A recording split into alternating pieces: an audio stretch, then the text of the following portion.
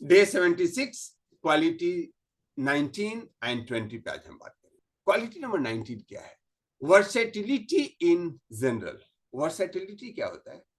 Allrounder होना, हर एक चीज का नॉलेज होना। अब देखिएगा, जिस व्यक्ति से आप आकर्षित होते हैं उनसे बातचीत करने में, उनके पास बहुत सारे चीजों का नॉलेज होता है और फिर आप दंग रह जाते हो, अरे क्या है, ये तो योग के बारे में जानते हैं, प्राणायाम भी जानते हैं, हेल्थ के बारे में भी जानते हैं, अभी अमेरिका में आग लगी ये भी जानते हैं, रशिया यूक्रेन में युद्ध चल रहा है ये भी जानते हैं, अभी अगला कार्यक्रम देश में विकास का होने वाला है, अभी कुंभ होने वाला है, और आप उनके प्रति अट्रैक्ट होते। आपको क्या लगता है, यह जो वर्सटैलिटी आई है उनके अंदर, यह कैसे आता है?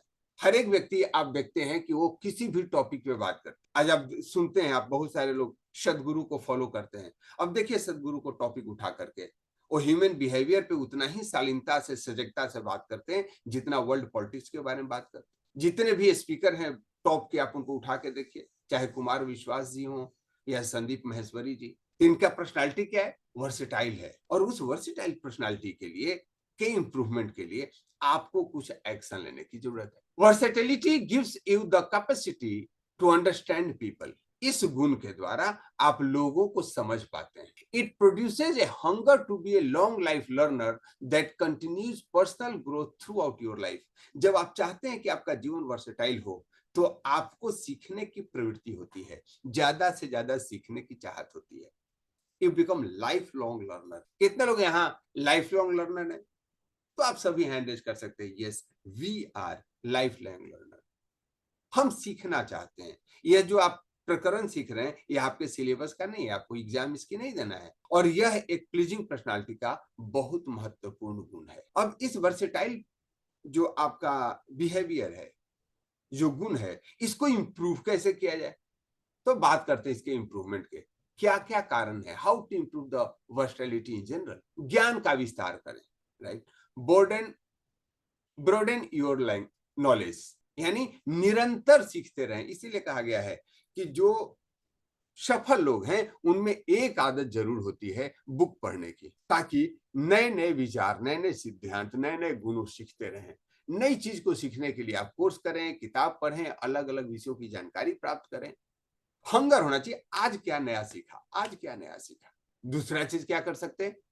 जिज्ञासु बने रहे, अपने रुचि क्षेत्र के बाहर के विषयों को भी जानने की कोशिश करें। जब तक आप दूसरे चीजों को नहीं जानेंगे, आपका व्यू नहीं बदलेगा। आप जो जानते हो तो आप जानते ही हैं, जो नहीं जानते हैं उसके प्रति दो एटीट्यूड आप रख सकते हैं, या तो उसको जाना जाए या उसके बारे में निंदा करते हैं। आज विडंबना यही है कि लोग उस विषय में ज्यादा चर्चा करते हैं जिसके बारे में उनको नॉलेज नहीं, क्योंकि नॉलेज अगर हो जाएगी तो शांत हो जाएंगे। दुनिया में प्रकृति ने कोई भी ऐसी चीज नहीं बनाई है जो टोटली यूजलेस हो, चाहे वो कोई रिलीजन हो, कोई सिद्धांत हो। तो आपको जिज्ञासु बने रहना है, अपने ज्ञान का विस्तार करना है। और क्या कर सकते हैं इंप्रूवमेंट के लिए? विविध कौशल विकसित करें, डेवलप डाइवर्स स्किल्स। विविध कौशल क्या हो सकती है?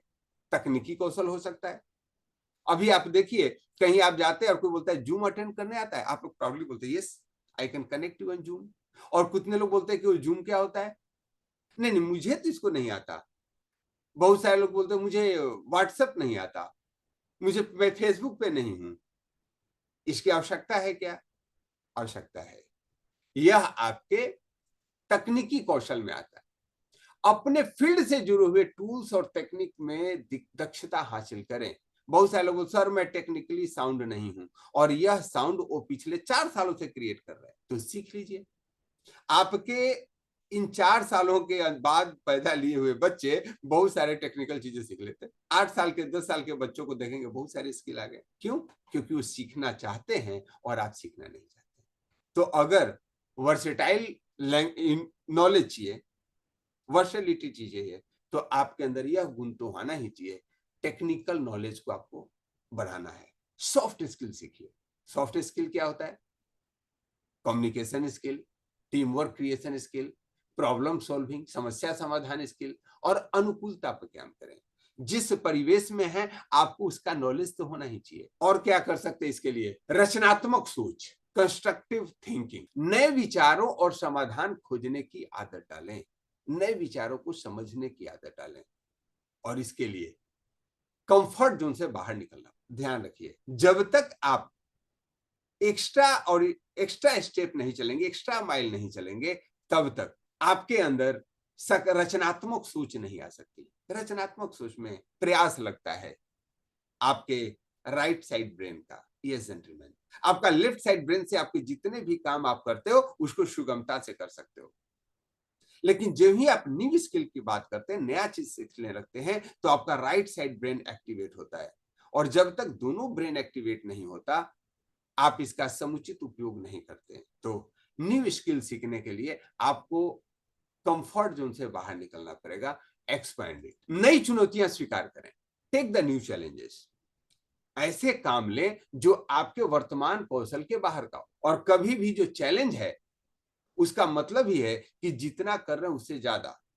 अगर आप पुशअप 10 लगाते हैं तो 12-13 तक पहुंचना चैलेंज हुआ, 10 को 9 तक लाने में कोई चैलेंज की आवश्यकता नहीं है। अगर आप कोई बिजनेस में हैं तो आपको पिछले रिकॉर्ड को तोड़ने के लिए चैलेंज लेना है, उसके लिए प्रयास करना है। So always remember, get out of your comfort zone.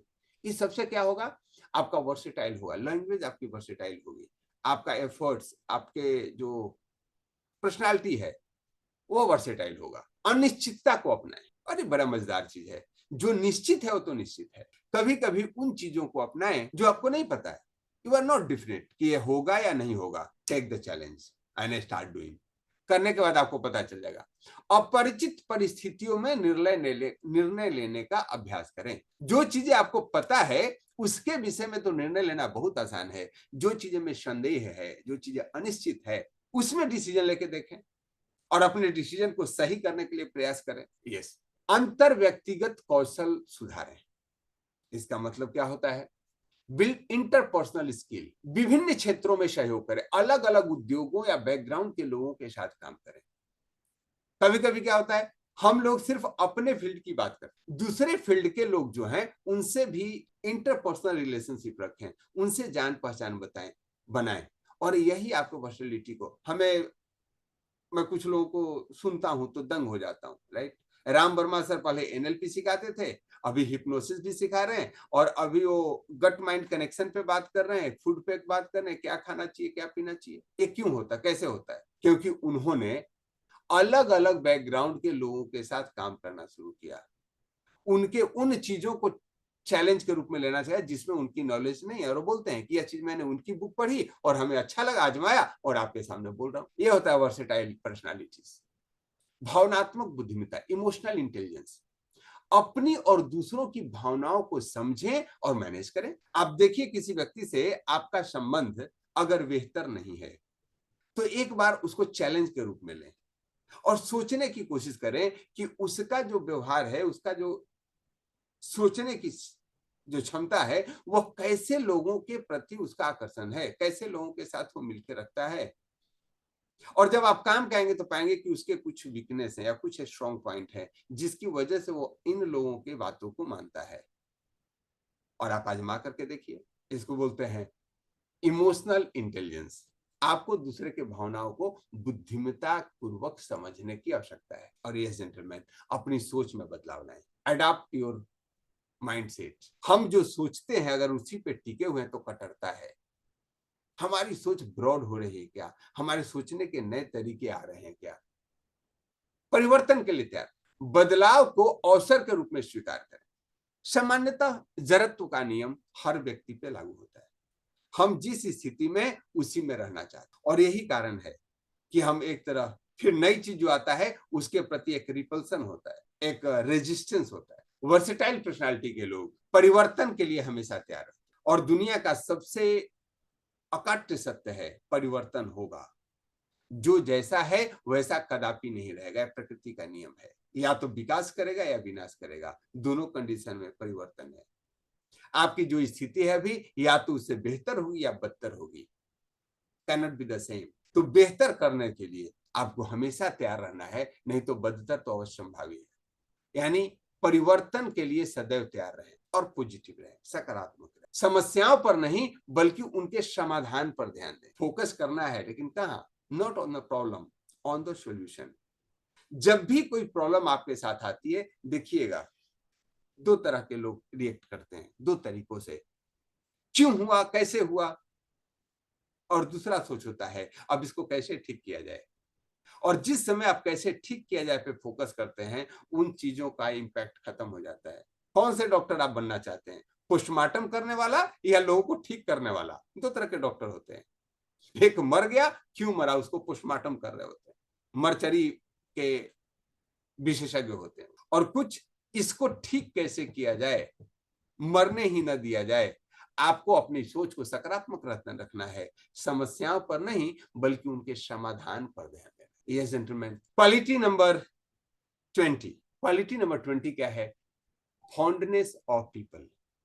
लोगों से प्रेम करें, लोगों के प्रति इंटरेस्ट रखें। ये उसी का एक रूप है, बी इंटरेस्टेड इन अदर्स। जब तक आप लोगों में इंटरेस्ट नहीं रखेंगे, उनका इंटरेस्ट आप में नहीं आएगा। जब तक आप लोगों से प्रेम नहीं करेंगे, लोग आपसे प्रेम नहीं करेंगे। It is inevitable that people who dislike others will be disliked and those who naturally like people will be liked. आप लोगों से प्रेम करते हैं, लोग आपसे प्रेम करते हैं, सार्वभौमिक सत्य है।